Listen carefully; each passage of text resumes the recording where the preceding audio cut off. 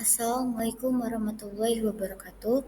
Perkenalkan, nama saya Kartika Adinda Kusuma Dewi dengan nomor NPM 2317015107. Di sini saya akan menjelaskan tentang evolusi komputer dan perkembangan mutakhir teknologi CPU.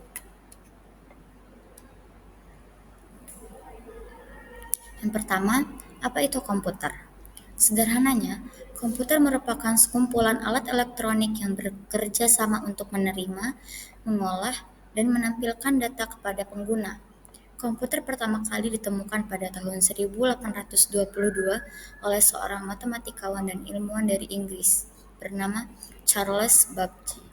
Nah, dari awal penemuannya, sebetulnya banyak ilmuwan lain yang ikut berkontribusi dalam sejarah komputer, seperti Alan Turing dan Lovelace.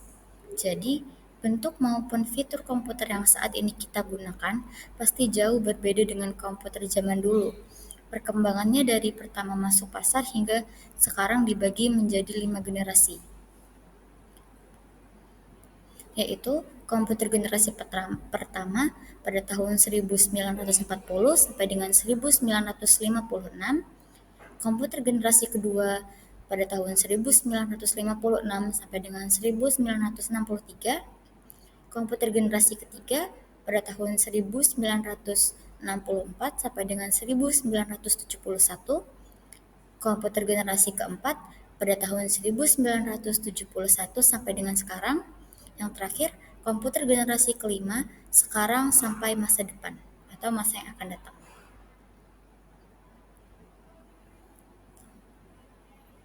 Komputer generasi pertama pada tahun 1940 sampai dengan 1956. Perangkat yang pertama ini ternyata dikembangkan untuk desain peluru kendali dan pesawat. Penggagas komputer generasi pertama adalah Konrad Zuse, seorang insinyur dari Jerman.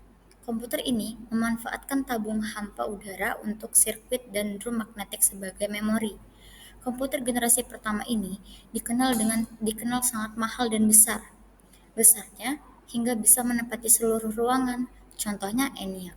Komputer pertama di dunia yang memiliki tinggi 2,4 meter, panjang 30 meter, dan berat 30 ton. Komputer generasi ini juga mengandalkan mesin language, yakni level bahasa pemrograman paling rendah yang dimengerti komputer. Bahasa pemrograman ini hanya dapat menyelesaikan satu perhitungan setiap waktu dan bisa menyetel perhitungan baru membutuhkan berhari-hari bahkan berminggu-minggu. Yang kedua ada komputer generasi kedua pada tahun 1956 sampai dengan 1963. Ditemukannya transistor pada masa ini mengubah tampilan komputer generasi pertama. Perkembangan generasi kedua menjadi awal perkembangan komputer dengan digantinya tabung hampa dengan transistor. Transistor memungkinkan komputer jadi lebih kecil, murah, cepat, dan hemat energi.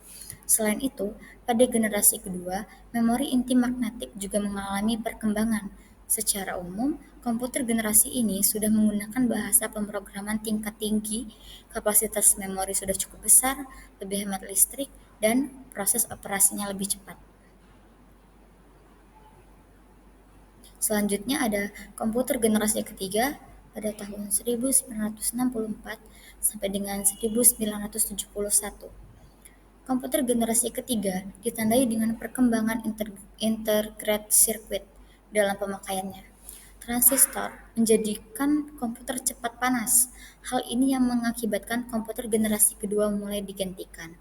Lalu, pada tahun 1958, Jack Billy menciptakan IC atau Integrated Circuit Chip. IC ini adalah kepingan kecil yang dapat menampung berbagai komponen menjadi satu. Jadi, komputer generasi ketiga memiliki ukuran lebih kecil, cepat, dan murah. Komputer generasi ini juga memungkinkan untuk dipasarkan secara umum.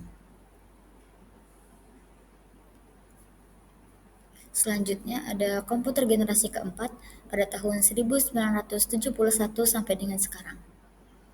Komputer generasi keempat memiliki terobosan berupa mikroprosesor yang dapat menyatukan ribuan IC ke dalam sebuah keping silikon.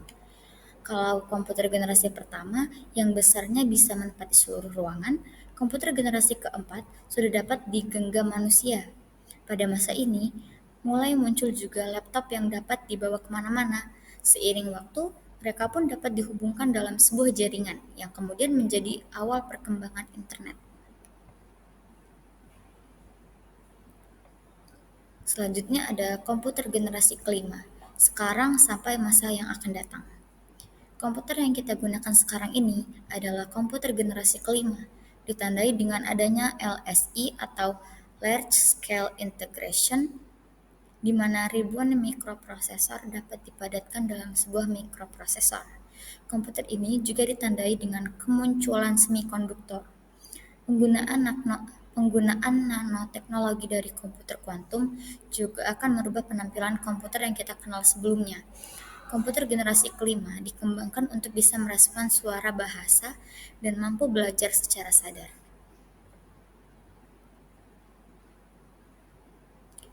Sekian penjelasan yang dapat saya lakukan, kurang lebihnya saya mohon maaf.